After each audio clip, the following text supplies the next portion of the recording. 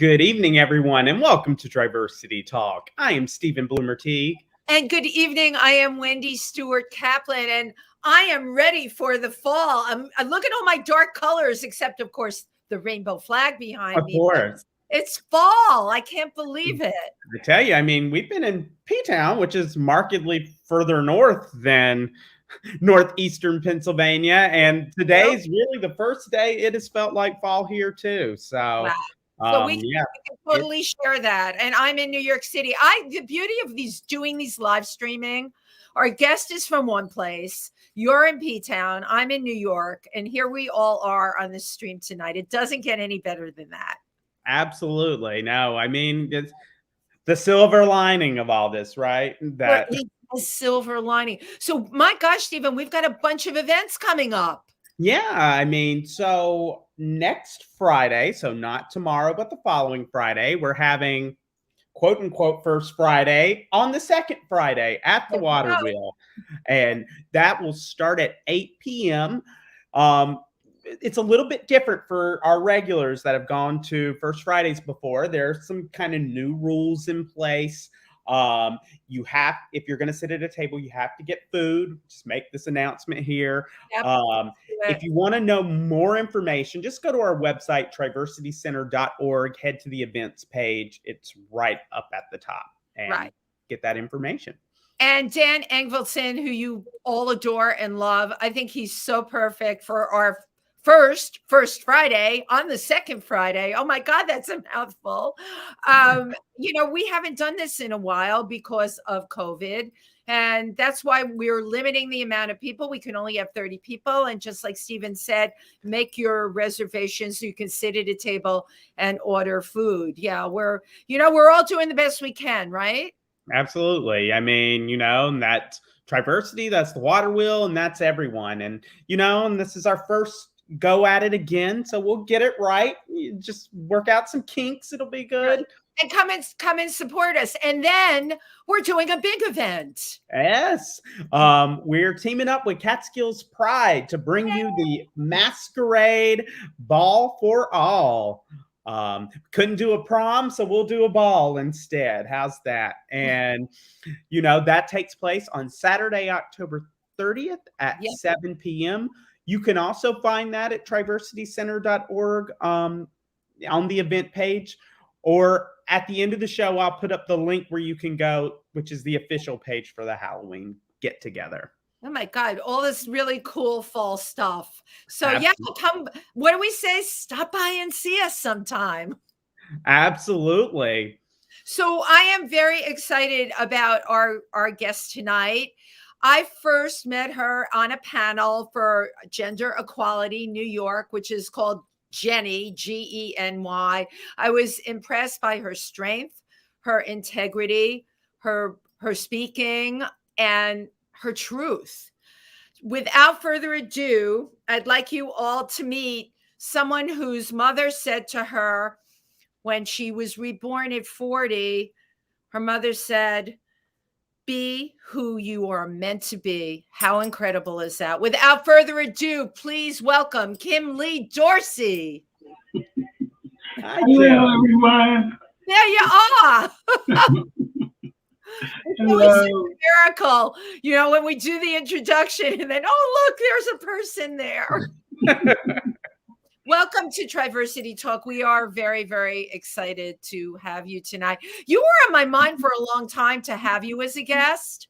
And of course, because I did that panel that night, it was a Zoom and you were on it, and just there was so many affirming things that you said in a positive way, in a very humanistic way that you came at topics being discussed. I'm like, she would be great for TriVersity Talk. And then, of course, Simone Krauss, who's amazing, we were talking and she said to me, you need to have Kym Dorsey on. And I'm like, oh my God, of course I need to do that. So thank you so much for being here tonight. You're quite welcome. Thanks for having me. So I'd like to start off by talking about, how did you get involved with GENY, Gender Equality New York? Well, me and Julie known each other for years, and Julie Owens is Julie our Gray ED. Owens. Julie Gray Owens is our Yeah. ED. Yes. And we had just worked together on different projects with the governor's office, trying to get GENY passed, at the beginning, right after the end of marriage equality. That's when we started connecting. Wow. And we were just talking about, that T and that L, G, and B. And I was like, it's sad that everyone in the spectrum uses the T to get their platform when the T is what started this whole spectrum. And then from that conversation, we were like, I said to her, wouldn't it be great if we had an agency for us, by us? And that's how GENY started. I've worked with several different agencies within New York State and California, and they had a transgender department, group, but never specifically geared towards the community. So I've always been interested in doing that, creating a space for us, by us. And that's how it started. And then Julie's like, well, I know so-and-so, and she pulled in Ari from Buffalo. And then we had Barbara, she's further upstate too. So then we began to realize it was 6 of us with the same mission, the same thought, and now we're statewide. So that's how GENY became a statewide organization. It's not based in just one specific area.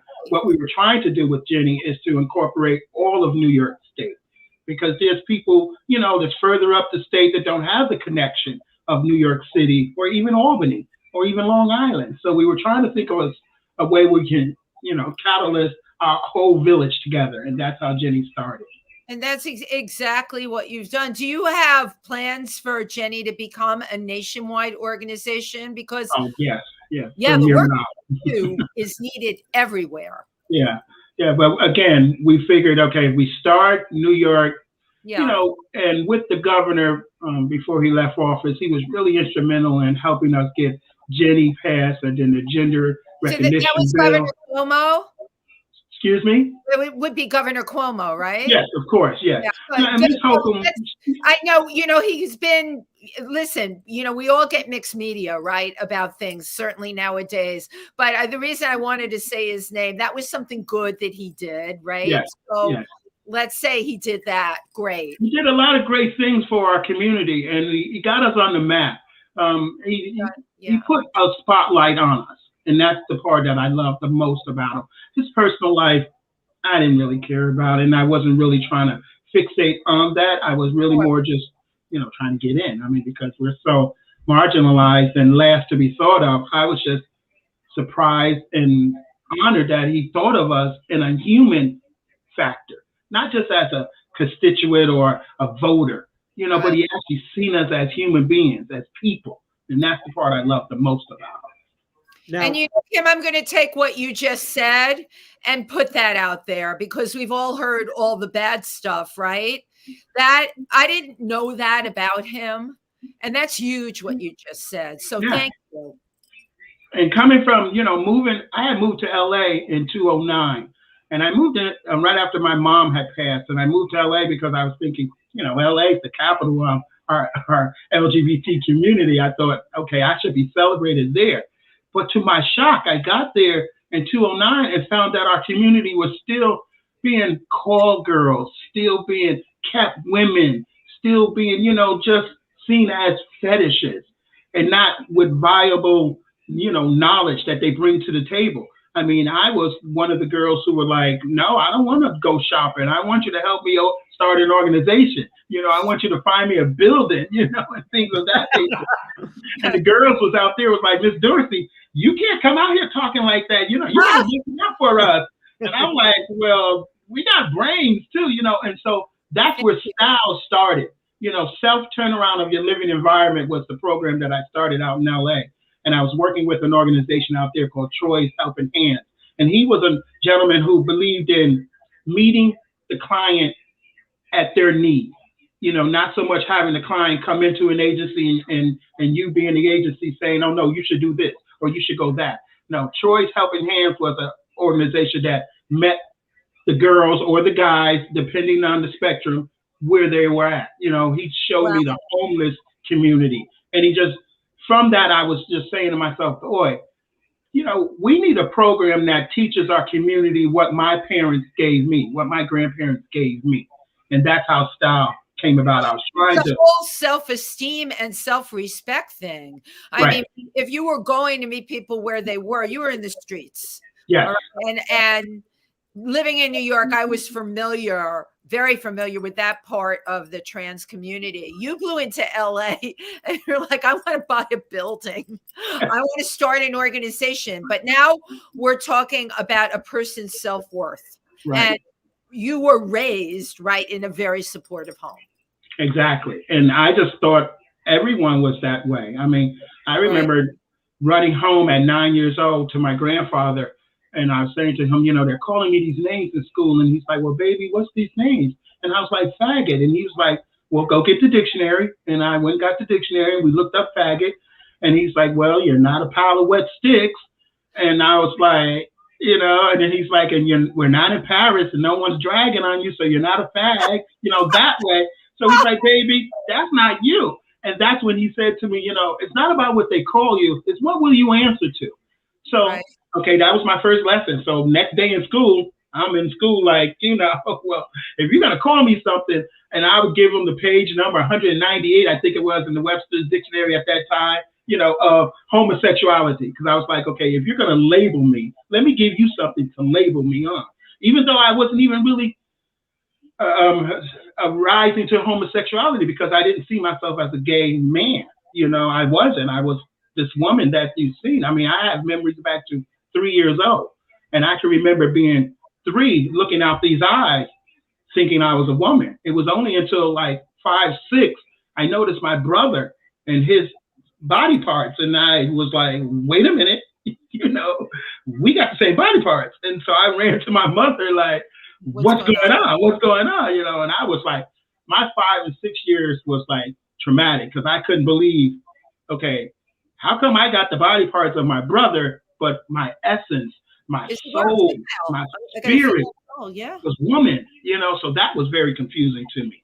Now, this is complicated too. I mean, by later learning that you were born intersex, so that, and as you mentioned us in the green room, so basically a doctor determined what ultimately your gender would be. Yes. And I found this all out at 15, What a pivotal age to find this all out. My God. And it was weird because my grandmother called me Kym pretty much all my life. And I used to go to my mother and be like, okay, why is grandma calling me Kym? And she would say, well, those Native Americans, they got their own way. That's how she shut it off, and I just left it alone, so that I would go to my grandmother and say to her, what mom said. And she's like, well, you're a two-spirit. And that's when the two-spirit conversation started coming into my upbringing. So from like 15 on, I was now two-spirit. So now I'm going back out the house thinking, oh boy, I am really special here. You know what I'm saying? It was just, again, later to when my mom died, and she said to me, you need to be who you were meant to be. Mm-hmm. And as she was dying, I thought to myself, meant to be? That's kind of odd, because all of these years, she never said yes or she never said no to the conversation of intersex. She would just shuck it off to grandma and granddaddies, Native Americans, and, that's two-spirit, and that's how they saw you. And so that's how it was left, and I never questioned it because my family never treated me any kind of way, Of course. I wasn't brought boy toys and I wasn't brought girl toys because I had a brother older than me and I had 2 sisters, so my mother was like, just have at it, One thing I did say come from it all, my love for clothes, because that's what she brought me when I was little, with clothes. You love clothes, right? So I have an extensive closet of clothing because of that. But she never pushed me in one direction or anything. So I want to get back to the two-spirit thing, because intersex in a number of cultures, and I can even go back from my knowledge, like hundreds of years, in other cultures have been perceived as two spirits, sexes, and can be and embraced, often embraced, not an outcast, embraced because of it. Right. I'm a little limited, but I do know in the Greek culture, it was something that was revered and people thought it was honorable. Yes. We did during Juneteenth, me and Ari and T, two other board members on GENY, we did this Zoom talk where we called it a slow walk through our history, Juneteenth history. And we were trying to show the correlation of how far back transgender came into be known. And Ari did this fantastic presentation on going back to the Egyptian pharaohs. That exactly right. Yeah. And that floored me. You know, it floored me. And then I almost started crying in the midst of our presentation because, you know, when you get a notion of something that you can recognize and your soul be like, there you go, you know. And when I saw that, that's when I realized, you know, but my grandfather used to always tell me, baby, you're going to have to wait for the world to catch up to you.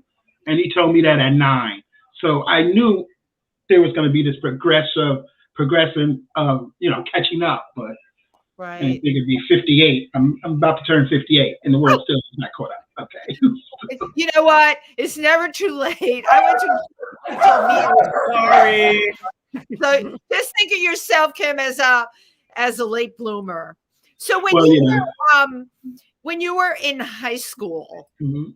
how did you identify when you by the time at 15? Let's go to 15. That's and it's weird because, you know, I'm in the midst of writing a book that I've been writing for like 5 years now. Fabulous, right? And I'm right at like 15. I'm actually at 18 in the book, and so now I'm rediscovering and exploring it.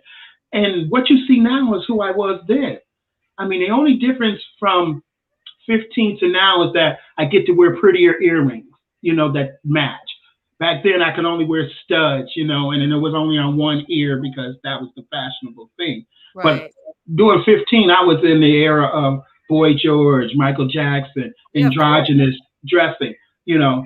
So being a fashionista in school, I don't think anyone even paid attention to it. And, you know, my principal turned out to be our mayor, Mayor Jennings. He was our principal.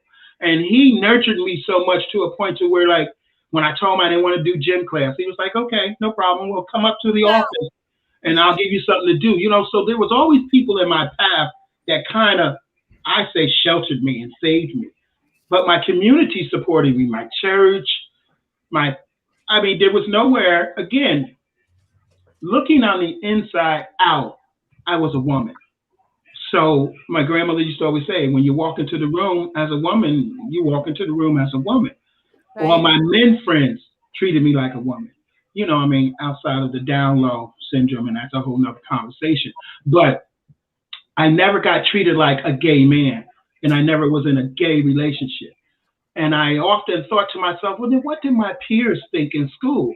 You know, I had people I grew up with, and they were like, oh, you were just Kym, and that was it. You know, or Kenai or Kenny, depending on the name I used back then. But treated the same way. It was only like when I turned 18, my last girlfriend, I was pretending. She said to me, you know what? You're really not in this. And I was like, you know what? I'm not either. You're right. She was like, she's like, I've been with a lot of boys and I'm looking you in your eye. And she says, you're not even here. And I was like, well, you know, to tell you the truth, I was thinking about your brother. You know, so my deer in the headlights must have been there all the time. I love it. Kym, you know, there's a book, He's Just Not That Into You. Okay. Yeah, I love that book. I love that I know, book. I use that book actually when I'm helping people in reference to, you know, the down low syndrome, and when, you know, our girls is going through dating guys, I'd be like, look, he's just not really into you. You know, so that movie and that book was excellent. But again, never treated differently, never. The name calling stopped. I don't know why. I don't know. It's because, you know, my grandparents used to always say, if you accept you, then the world is going to accept you. You know, and I know that's a kind of cliche to say in this type of world because we step out into such a cruel world. But every day I walked out to the world, I thought I was special. You know, I'm hearing, world's got to catch up to me. You're cut from the highest cloth. You're born in two spirits. Yeah. So being two spirits, you're held to a higher echelon. My grandfather used to always say to me. So I always thought I was special. It's only when 39, 30, 40, the world started telling me, well, you're not so special, you know, and then that's when I started paying attention to the word transgender.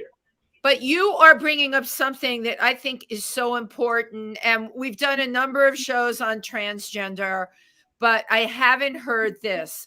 I haven't heard somebody raised in such a positive environment, special, held up, lifted up by parents, by siblings, by grandparents, community, my church.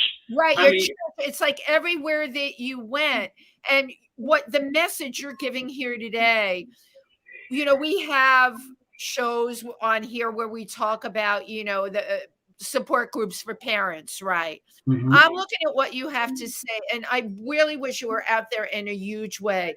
If your child even has the slightest inkling at 2 or 3, love that child. Which they do. Lift that child up. Embrace everything about that child, because that was your experience. Right. And look what that did for you. I mean, to be LGBTQ plus does not mean that you're inherently more prone to suicide or to depression or substance abuse. Good point, I mean, those formative years of our lives and how we're treated that make the difference. And if you're picking up as a child, when you're an adult, you're more equipped to deal with that and accept it and work forward with it. And I mean, so I would say in my own life, I didn't grow up in an unaffirming home, but it wasn't looked kindly upon. But to be in an affirming home, I mean, I just love hearing this story. It just makes me feel good and gives me hope. You're terrific. I mean, you know, that you're a happy child. That's huge. You are a happy child. Yeah. And I don't know if it was because just my parents were, you know, like my mother said to me when we had that conversation, she said, you know, I never would have wished this on you, you know, being poor, Black, transgender, you know. I was like, and why are you saying it like it's a cripple?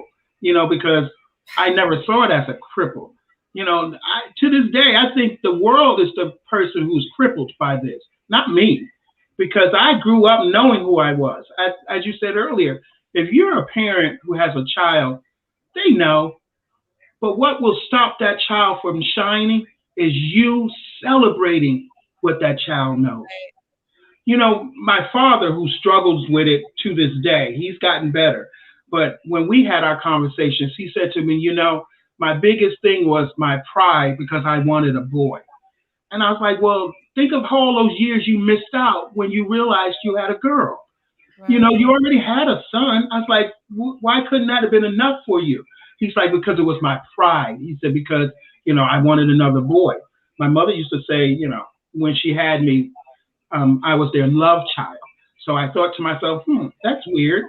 But then I thought that might have had some bearings on the easiness that I had, because they were so in love that they nurtured me even more. They cherished me even more. Created a loved being.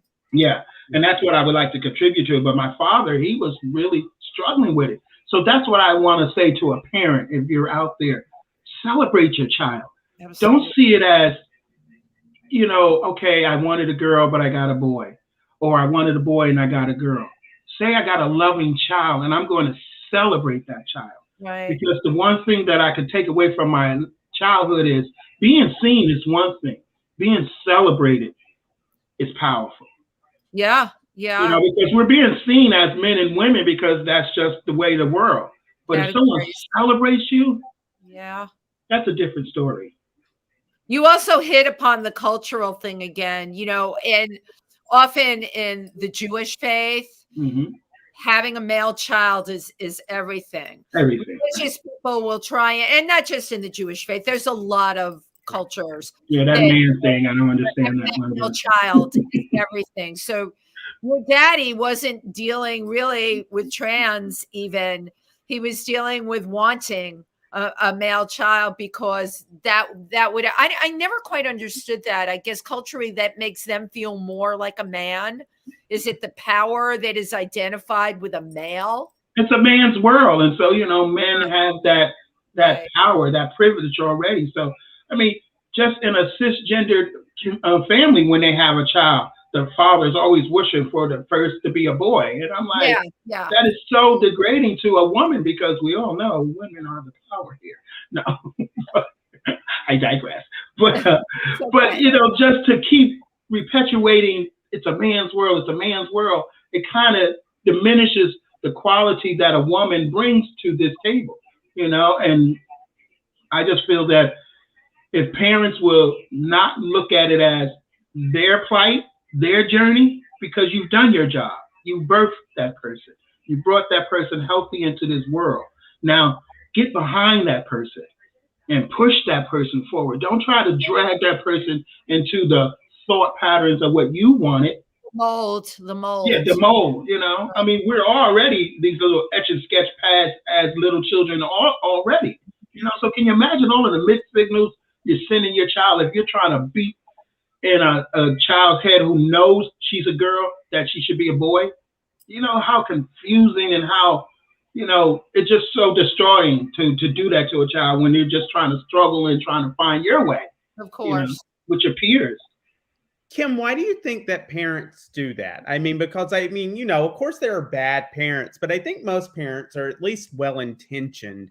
So what would lead a parent to try to fit a child into a box that they clearly don't fit into? Society. I just think it's just a society training of, a man's world and a woman's world, and I used to always say to myself, who gave doctors the authority to blueprint a child? I mean, you went to school to be a medical doctor. How do you get the power to pull that child out of the womb and designate their journey? I mean, you're just there to deliver a healthy baby. Why can't you just say you have a healthy baby, and just let it go from that point on? I don't think parents intentionally mean to harm their kids, because most parents will say, I love my children, but then they get in their heads of what will people think? What will people say? What does that mean? Instead of just looking at the love, because that's what built that child. That child, and when it was in the womb, was built on love. You nurtured that baby, you took care of that baby, so that baby came out in love. That baby didn't come out in a gender. It's only when they come out and everybody starts forcing the blue and the pink thing. Amazing words. That baby came out in love. That baby didn't come out in a gender. And who is a doctor to decide that? But again, we're getting back to what society expects, right? We had on the team from Mount Sinai Transgender Center on here, and we did get into talking about this. And certainly there's much more open discussions about this. And we're also, we're in the tri-state area here. We're in New York. But there are places, and I don't have to tell you, where the very thing of a doctor deciding at birth a person's gender it's happening, and it's wrong, because all of a sudden that child's growing up feeling one way and has the biological attributes of another.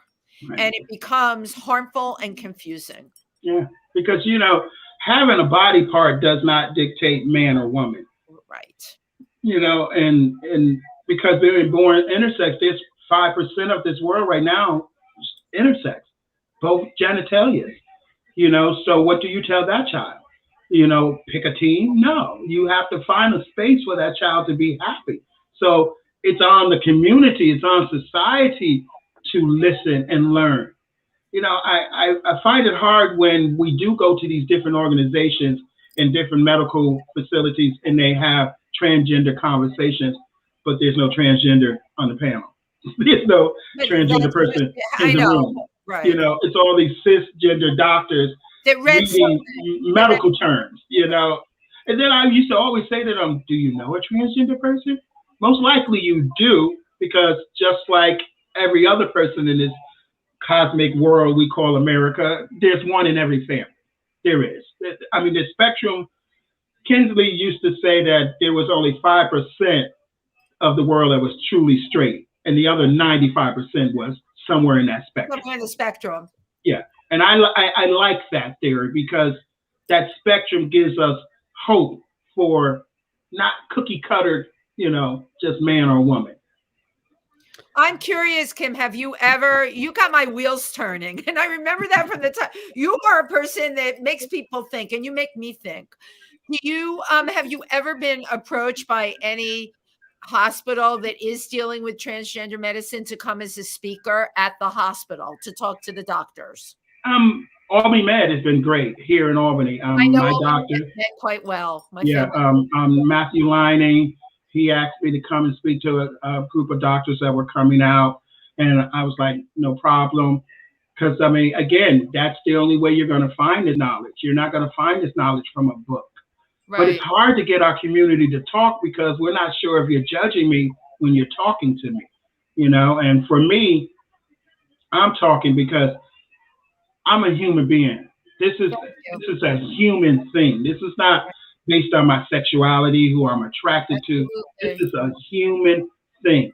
So if you're telling me I'm part of this humanality we call human beings, then it's on you to learn me. It's not for me to make you understand who I am.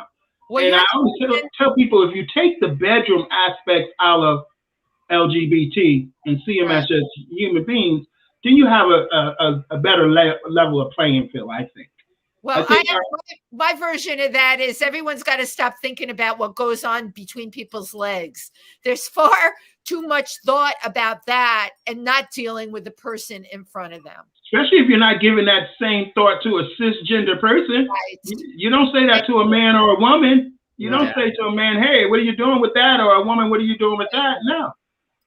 When we were younger, I used to tell people, I'm not going to say I was born with the wrong body because I love the body I'm in. I just think the plumbing might be a little messed up. I used to tell people I was in line. I must have got out to go to the bathroom and I wound up in this other line. It's the only way I can figure it out. Or God has jokes. He's humorous. He's like, okay, you think this, let me show you this. My grandfather, again, used to tell me, you are a creation of everything that God created. So I thought to myself, now, if that's not power and privilege. Oh my gosh, right. A woman can only say, I'm a woman, and a man can only say, I'm a man. A transgender person can say, I am a creation of everything God created. That's power.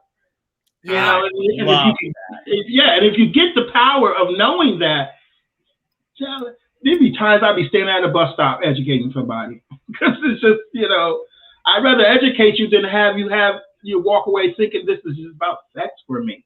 Of course. Or that I'm gay, because most people think transgender people are gay. I'm a straight heterosexual woman. It was one of the first lessons I was taught by our founding executive director, who made a point to say to me, never say that a transgender person was born in the wrong body, because they are not born in the wrong body. They are born in their body. That's right. And that has just been, and you learn firsthand more and more just how prophetic of a statement that is. And as we further go along this, we realize that there's people who don't even want to change their body parts. They're okay with them. So if they're okay with them, why are you getting so bent out of shape over them? Kym, you brought out a good point with that. One of the things Julie Gray Owens said when she came on here, whenever you refer to trans out there in the world in general, people ask the question, oh, they're trans. Oh, so I get this from people about people that I know. Oh, did they have the surgery? That's the first question someone wants to know. Julie Gray Owens really put it so succinct for me, and this is what I tell people. There's a train that runs. Oh, I love Mantalk. I love Mantalk. It is, but you know what? That's something we got to listen. We're all out. You can wrap your brain around Mantalk. You can really do. We want to educate. The train runs from Penn Station to Montauk. Yeah. And you can get off anywhere along the way. And then I remember her saying also, there are some people that have gone all the way to Montauk and then realized they should have gotten off in Huntington. That's right. That's right. Yeah. When I first heard Julie do that, I cried. The first trans one-on-one we did, it was at the Albany Public Library, rainy day. I think we had maybe 10 people in the audience. I cried like a baby because I never heard it put that way, because it was so simple. Now, true, the people that was in the audience couldn't wrap their brain around the trip because they saw it as a trip. And I'm like, no, instead of seeing it as a trip of locations, think of it as a trip of locations of journey, because even as cisgender people, we go through journeys, There's people who say they experience homosexuality in college or lesbianism in their college years. So we all go through these moments. It's just when we decide where we're at, that's comfortable for us. And we should be okay with that. I mean, for me, Montauk was my destination. Couldn't tell me nothing else. I would never go. Never go anywhere else. I mean, I just was born. Your ticket went all the way to Montauk. I built a house in Montauk. Yes, I did. What do they call Montauk? The end of the world. Every time I hear that, because back then we used to do that gingerbread thing. The gingerbread spectrum that we used to give for. I don't know about that. So please, tell us about that. Gingerbread expression of just pointing out the head, the heart, and then the actual body part. So it's the sexual identity, who we're attracted to, and then the choices of our body parts. And I found, okay, that works, but then now people are questioning still more about the body parts. They're still not getting it that I was born in my soul and my heart as a woman. I wasn't born as a woman from a body part. I was born in an essence of a woman. Yes. Essence. It's an essence. Thank you. Yeah, I have no choice. I mean, growing up, I did try to play the role. And like I said, when I got to 18, I mean, there was a time at 15, I had 5 girlfriends because I figured, okay, if I'm going to do this, I'm going to do it right. I'm doing it large. Yeah, so I'm going to do it just like my brother was doing it. He had 5 girlfriends. I'm going to go get me 5 girlfriends. And then my mother was like, but you're only taking gifts from them. You're not really liking them. And I was like, I thought that's what you do. She's like, no. She's like, all those girls love you. They like you. And I was like, and that's when I started realizing, okay, this is just it's not a game. This is just not sex. This is my essence. And I just, from that point on, I just said to myself, okay, no more playing with this. No more denying it. I'm just going to live in my truth. And that's where I've been. But all of that was part of your journey. The 5 girlfriends were part, it's part of the journey. People have to stop so clear cutting to find things. I even, and I talk about this with Steven, I understand the reasons for the LGBTQ plus. I understand the reasons for it. But me personally, I find it polarizing, and I don't know. We're all at the end of the day, people. We got to stop. Exactly. Respect who somebody is and the essence of who that person is. Because if you turn off the lights, I used to do, when I used to go around talking, I used to start my speech with making everyone close their eyes for the first 5 minutes. And I just told them, listen to my voice. Because when we open our eyes and we look at people, we right away start boxing them. We start putting them in a box by what they got on, what they look like, what, clothes they're wearing, how they're speaking. So I just asked them all, close your eyes and just listen to my story. And I think that helped because when your eyes are closed, your heart is open. You can listen more. You can hear another soul. It's our eyes that makes us feel like we have to box you in for me to understand you. I never do that. I mean, when I meet a person, I'm just meeting you. And I'm hoping that you could teach me something and I can teach you something. We can learn something together. I used to always say, I can't get across the street without someone's help. Right. I can totally believe that. So you mentioned a couple of times in our conversation about what happened to you at 40. There was some kind of epiphany at 40. Can you talk that? Just again, my mother dying.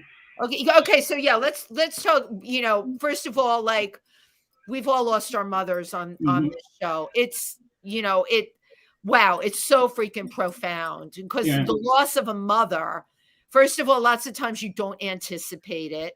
Right. And second of all, as my friend Timothy, who just lost his mother in her 90s, and everyone's like, oh, she lived a full life. he feels often like he's dangling now, right? You lose your mother, you're dangling. So Right. it is in our lives a very profound experience. How did that, do you think, affect the way you see yourself? Well, for my mother, I had her on my pedestal. She was on a pedestal all my life. I looked up to her. You know, she could do no wrong. So when she passed, I felt like I lost my best friend. We were business partners together because we worked in a hair salon together, her hair salon, and then she was my mom. So it felt like I lost three people who were really instrumental in holding me up, keeping me afloat, you know, constantly reminding me I'm enough. So when I lost her, I just thought to myself, okay, how am I going to do this? How am I going to live? You know, because she was my cheerleader, you know, outside of my sisters. She had your back no matter what. My whole family did too. You know, my brothers, I have a brother who's a police officer here in Albany. He's retired now, but even him, he had my back, you know, and he would park his car outside my house and then patrol the beat just to let people know, you know, someone's watching her, you know. But to get back to your question, she was everything. She was just everything to me. So losing her, I felt, okay, when she said who I was meant to be, I thought to myself, she didn't say who I think I am or who I act like. She said who I was meant to be. So that confirmed, okay, the story of the intersex. Fine. She you know, apologized. She cried a little. She felt that she could have fought for me. And I was like, well, how can you fight for somebody who comes along and tells you what they did? You know, the doctor didn't say, we're thinking about doing this. The doctor came to him and said, we did this, you know, and so there was nothing more she can do. And so from that, I just said to myself, okay, I got to go find a space where Kym can come alive. Because up until that point, keep in mind now, everybody loves Kenny. That was my past life. Right. I was a teacher for 10 years at Colony High here in Albany. You know, I was a director for 10 years for Cornell University, you know, loved by, like I said, my church, my community. Yeah. So it wasn't for me to like run. I wasn't running or anything like that. But what I needed to do is I needed to go some place where I can hear Kym. Because even to this day, I'll go outside and I'll get a Kenny. For every Kym I get, I'll get a Kenny. You know, so I needed to go find a space to where I could hear Kym. And so that's what made me move to LA, thinking, you know, it was the Mecca. And so when I got out there, I found that it wasn't what I thought it was. And from the 2 years I stayed out there, it gave me enough strength to bring Kym alive. And so, again, I developed a program. I started wrapping my brain around the word transgender because, you know, at that time, it was the meaning transgender, someone who thinks they're a woman, who acts like a woman. And that wasn't me. I am a woman, you know, so I didn't want to use transgender because transgender was kind of like putting a stamp on you, you know, demeaning you. You know, when I could walk into the room and everyone thought I was a woman, there was no reason for me to say, hey, by the way, I'm trans. You know, but California got me to embrace it more. And so when I came back, I started using the transgender umbrella. And that was just, again, just to explain to people who would ask me what it's all about, what did it mean. I still constantly said to them, I'm a woman. I'm a woman. I mean, to this day, I never say I'm a transgender woman. I just say I'm a woman who travels a transgender experience. Right. Simone always, I remember her telling me, I'm a woman of transgender experience. And I thought that was, when you're trying to explain things, because we have to educate. To me, that's the only hope we have, because I don't have to tell you the misconceptions and the stuff, certainly at TriVersity, the questions people ask. You're like, you can't believe somebody asked a question like that. And then that's my bad.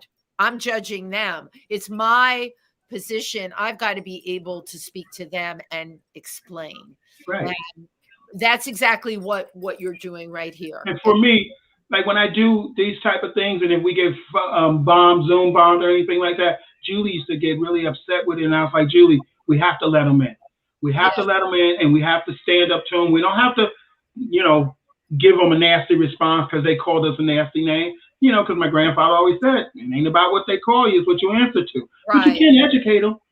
And maybe they don't hear it that moment, but believe me, in their quietness, they heard your words. Yeah. And we as the community have to stop living in our trauma.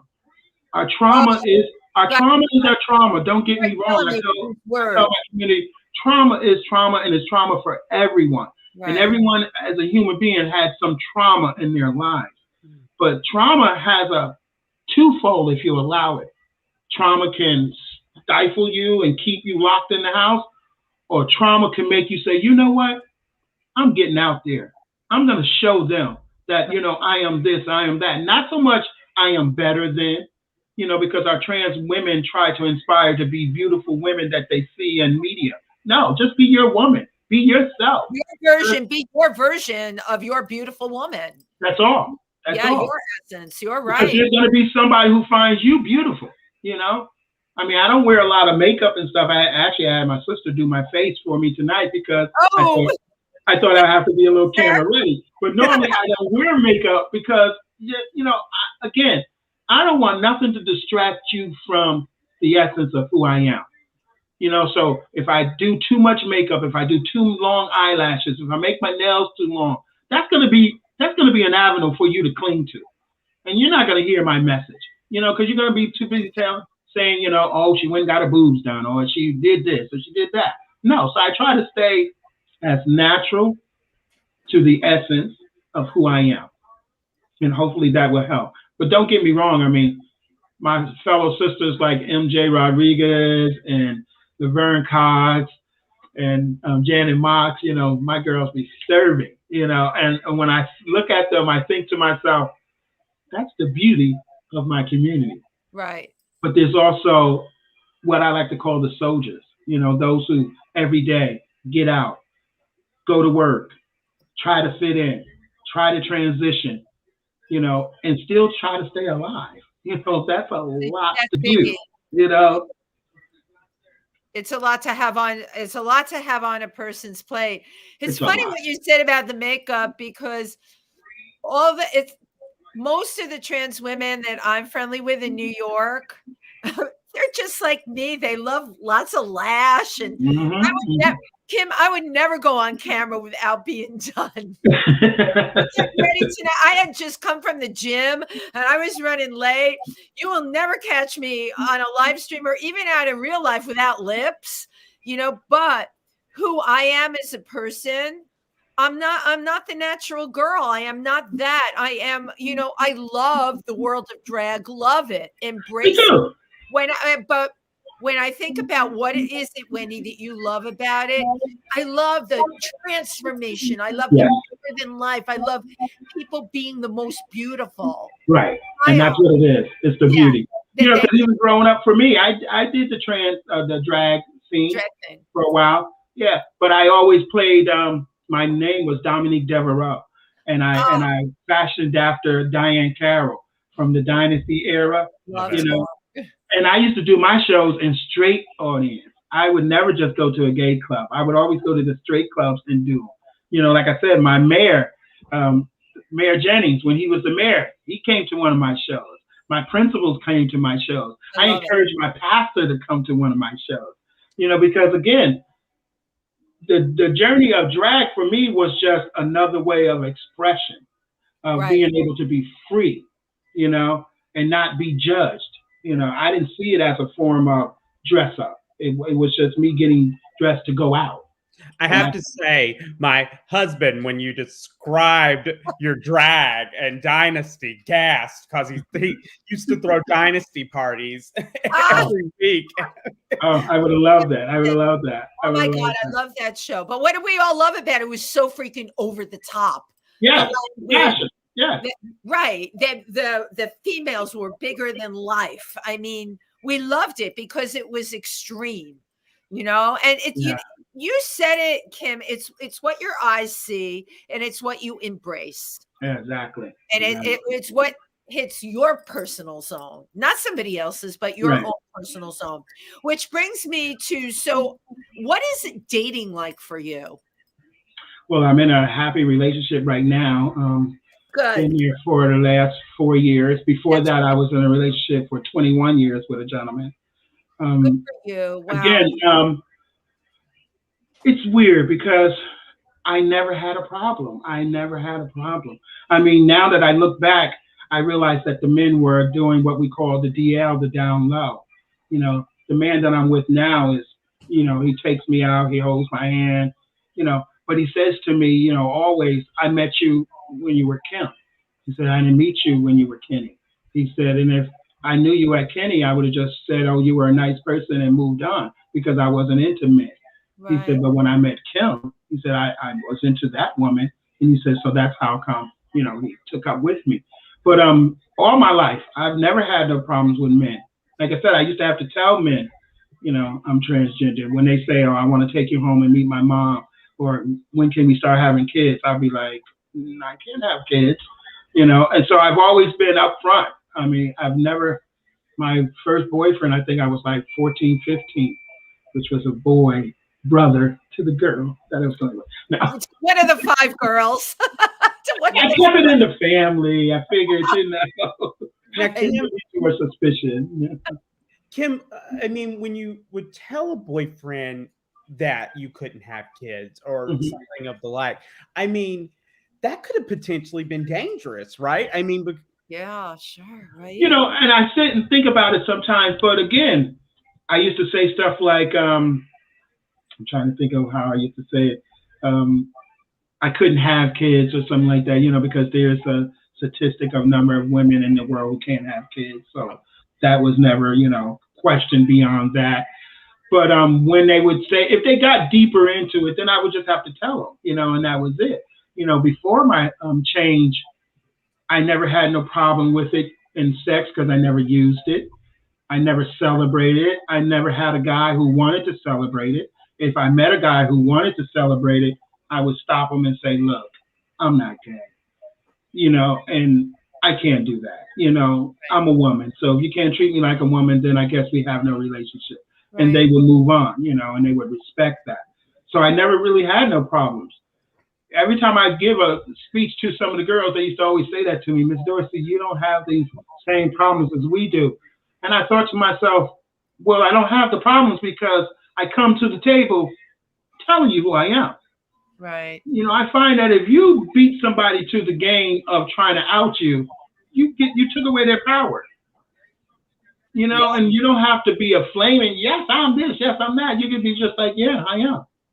Like matter of factly, you know, and that's just the end of it for me, you know. But luckily, I've never had an experience with anyone in reference to that. I mean, in California, I had one incident with a guy, but that's because he wanted to make me his own personal call girl. And I was like, yeah. I said, I seen this building over on La Brea. You need a building. Now, if you want to give me that building on La Brea, we can talk. We got a talking point over the building on La Brea. Everything, I swear, every guy I met in LA, I tied it into a building. I tried to. That is to let them know I didn't want to shop. I didn't want to go shopping. I want to own something. I don't want to shop. It's the famous line from Charlie Brown Christmas when Lucy says, you know, I never get what I really want. Right. You know, Kym, you brought out something. You would lay the goods on the table up front. This is who I am. But in my experience with my friends, the ones that are stunningly beautiful and quote unquote can pass, they don't want to put that on the table. And that's where, and I don't fault them for that at all. You know, I think about me, what would I do if I were in that position? And don't judge me on this, but I might not be so upfront. If I were able to pass, right? I would want that person to accept me as who I identified with. And I might not want to, you know, out myself like that. That takes a lot of guts on a person's. It's highly personal, and it takes a lot of guts on someone's part. I think for me, I separated the two. the sex thing and who I was as a person, for me, wasn't the same thing. Got it. I presented as a woman. I used to say, guys, when you met me as a woman. When you walked up to me, I said, "Hi, I'm Kym." I didn't say, "Hi, I'm Kym transgender." I said, just like you didn't say, "Hi, I'm Paul, the diabetic." You didn't say that to me, right. Or I'm Carl, I just got out of jail. You didn't say that to me. You know what I'm saying? So you didn't come clean with me on the whole thing. Right. But to that conversation, I say to the girls, pride starts with you. Yeah. And if a guy is not, after you say it and he don't want to be bothered, then that's his loss. I always say man's rejection, God's protection. Now, right. If I can say it and get out of there before you get all upset, I find that guys get upset when you lead them on. Yes, you're in the bar, you're looking pretty, and you let that guy buy you a drink. No, you don't have to say to him you're buying a transgender woman a drink, but you know why he's buying you that drink. You know what I'm saying? So decline it. Be a little more, make them come to you. Make them want you. Get your power. Get your power. Get your power. See, but our trans community is so fixed on trying to fit in. So when we go out dressed as women, we want to fit in. Yeah. But what about the girl who doesn't feel comfortable because her hair ain't right or her clothes don't match? Right. She still wants to fit in that group too. So she walks into the room as a woman. Why can't you just walk into the room as a woman? And every guy you meet don't mean that you have to take them home. Right. In the early days, our girls thought power was getting a guy and turning them out or having sex with them and then revealing to them, I'm a tranny. No, that's death threat there. You're going to make somebody you want to.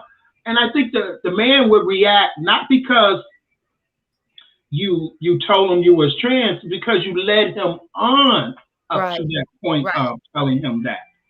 You went to his family's house, you met his world. I figure if you meet somebody and you're about to interact into worlds, it's time to have that conversation. Yeah. What they call it, a booty call or a one night stand. Okay, you might can get away with that. But even with me, I couldn't do that because I got to get up in the morning. If you stay the night, I got to roll over, and sometimes, you know what I'm saying? I can't detach it from my body and go put it in the drawer and then, So I have to do it from the beginning because for me, then I know you accepting me. You're not accepting me just because I look like a woman, because anybody can look like a woman. You can take a hardcore man and dress him up and make him look like a woman. Right. So I don't think you're here at my house tonight because I look so much like a woman. Because if so, then let me say something to you, And I used to always tell guys that, after I would say it to them, I'd be like, I'm going to give you like 5 minutes. I'm going to walk out the room. I'm going to let you sit with it, and then I'll come back. And if you want to proceed, we'll proceed. If not, I'll thank you. You'll go about your merry way, Right. Luckily, I haven't had, no craziness, but I've never lived in New York. I've never been in those kind of areas. But I do believe when I did visit New York and I did meet guys, if it wasn't the first thing I said, probably about the fifth thing I would have said it. Because the conversation immediately goes there. When a man meets a woman and if he's attracted to her, he's going to start giving you those signals that he wants more than just this casual conversation. Mm-hmm. So do yourself a favor. Say it to him. I think if you say it to a person right up front and they decline you, then at least you know where you're at. You can walk away saying, okay, have a nice life. But if you take that person home, you take him out to eat, and he's sitting in the restaurant with you and he runs into a friend, that's going to be deceiving to that man when he finds out. And it's just not fair. It's just not fair. So when you're coaching the girls and speaking to them about this, because what's so impressive to me about you're when you put yourself on the line early on in the game, when you meet someone, there is that thing about rejection. And as human beings, none of us like being rejected. As human beings, we look for approval. It's just instinct, right? It's nature. Obviously, you've moved way past that. The cards are on the table. How do you get your girls to listen to you to learn those protocols. They are protocols. Yes, they are. And they've got to do with self-esteem. They've got to do with having power. And they've got to do with like not being afraid of rejection, that it's okay. That's not the guy for you. Right. Well, yeah. Well, you got to back up even more, because rejection is not just from that guy.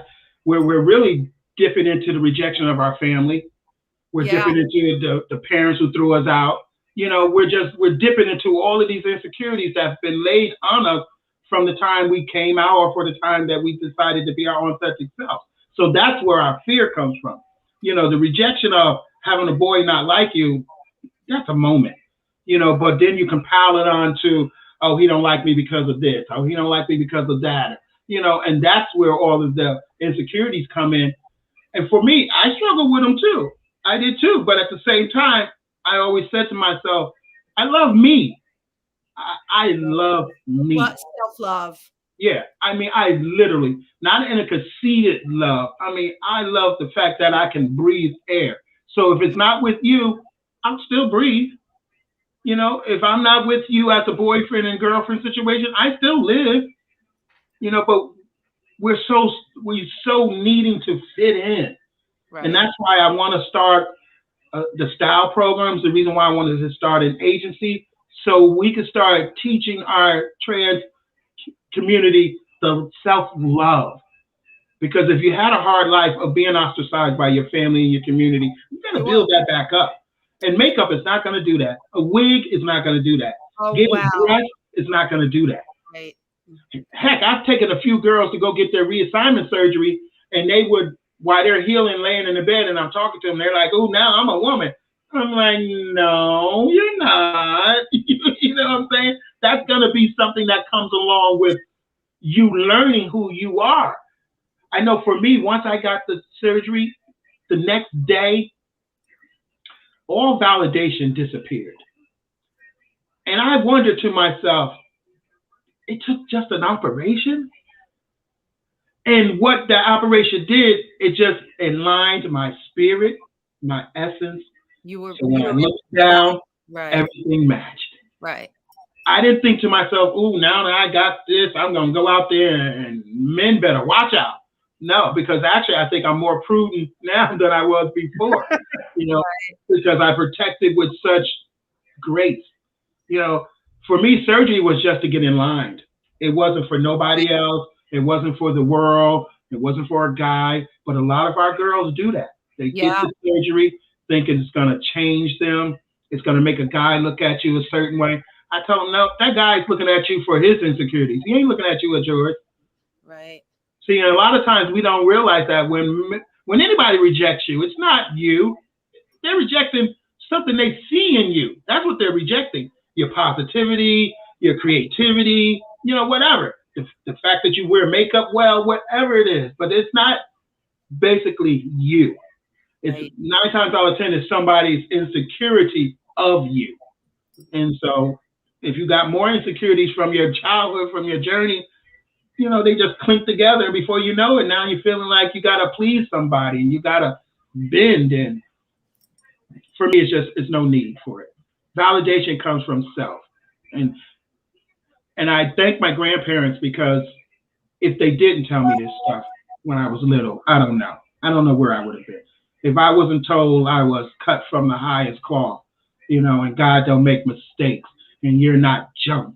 You know, so if I didn't hear those things, I don't know where I would have been, you know, because I do know I would have had to get them for myself if I didn't have them from my parents. And that's what I'm trying to teach my community now. But I was going to say that you are, you know what, you're paying it forward. Yeah. Huge. You are taking your upbringing and paying it forward in that's what I want to do.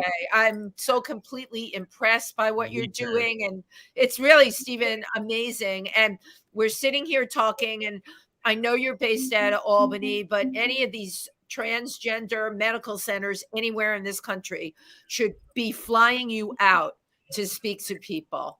Okay. Your message is quite incredible. Thank you. Thank you. Okay. It's extremely positive. It's very powerful. And even, my God, I'm thinking so much of what you said. I'm thinking about straight women. so many of the things you said, women, straight women, should just listen to what you're just amazing, Kym. You know, I have a good support team, even in my cisgender women. You know, I haven't. I would imagine. I haven't had it. I just really haven't. And if I did have it, I probably would shut it down because I know who I am. You know, and I really don't need you to validate who I am. Right, right. You don't need anyone to validate who you are. You know, how wonderful to be able to say Absolutely. that. Well, folks, I hate to do this, but we have gone over our hour by 5 minutes, and I think just one more thing, Kym, because we're winding it up. You're going to promise me that book's coming out, right? Yeah, I just went back and started peering back into it because the book started off being a love letter to my community, just to give them the blueprints that I got. Blueprints, But then all of this other stuff started coming out. The part 2 to it, Shoulders Up, Shoulders Down, where we talk about everything from shoulders up, and then in Shoulders Down is everything from fashion to buying corsets. You know, so I'm thinking about putting it out in a 3 series. Instead of just trying to do it. I have a working title. You tell me what you think. If God don't make mistakes, why are you trying to make me feel like one? Wow. I just got chills when you said it. Now, is that too long? Because a friend of mine said to me, Kym, that's too long to put on the front of a book. No, it's not. It's your book. I mean, that's not too long because look at what you've done. Look at who you are and what you know. The book's got to come out. That's it. No pressure. Okay, if I can leave the community with one thought, and that thought is this: who you are will be determined by you, and you only. How long it takes, that's yours. Who you tell it to, that's yours. Don't be pressured to feel like you have to come out at a certain time. We have a come out day coming up soon here. Yep, we do. Take baby steps when you come out. Take baby steps. You don't have to bust out being Beyonce. You don't. And you don't have to come out looking, you know, like the greatest male actor. Just come out and be you. And start with just loving you. That's all that's required. It's just you loving you. And the rest will fall into place. And when it does, who knows? But the whole journey here is for you to be happy, not everybody else. Wow. Well, thank you. That is the perfect note to leave on. But one thing I will say is I want people to visit the Gender Equality New York website, which is genderequalityny.org. So go on there, learn more about what GENY has to offer, because it is a wonderful organization. One of my first encounters, you know, with GENY was the Trans 101 classes, and I learned so much, so much. And so GENY's not just if you're trans. I mean, GENY has so much to offer beyond that. So definitely look into them. And Kym, thank you so much again. Kym, thank you so much. One other day, I'm so sorry. We do a virtual pop-up every second Tuesday and fourth Thursday. It's called the Village Pop-Up. We send out, you can get it through GENY's website, and it's just a community celebration of everyone. You could be an ally, you could be cisgender, you can be all of the binaries. It's not a support group. We're not there to say, oh, woe is you. We're there to celebrate you. And, you know, and pump you up so you can go out there and show them. Like I always tell people, we are just rocks thrown into the water and just let our ripple. Just let us ripple. And people can do that by going and signing up on the website. That's what I get every single event that you're doing. I don't, you know, I can't go to many of them because they're at night when I'm tied up, but they're there. You have incredible programs. Unbelievable. Hopefully one day we're going to try to get an RV. That's my big dream. Take an RV and take it on the road. Take it on the road. And pop up. And get that building in La Brea. That's what I'm talking about. There that comes. Okay. I enjoyed everyone. Thank you very much for having me. Oh, I always like to take a picture before we go. Steven's going to kill me because we're way over. But you know what? I am loving every minute with you. And here we go. Come on, camera. There you go. I'm gonna say I don't know how it looks. Okay. It's so weird. The camera's not working. Why is that? Ah, there she goes. All right. Everybody. Excellent. One more. Cool. Thank you so much. All righty. Good night, Thank everyone. you. Good night, everybody. Take care, everyone.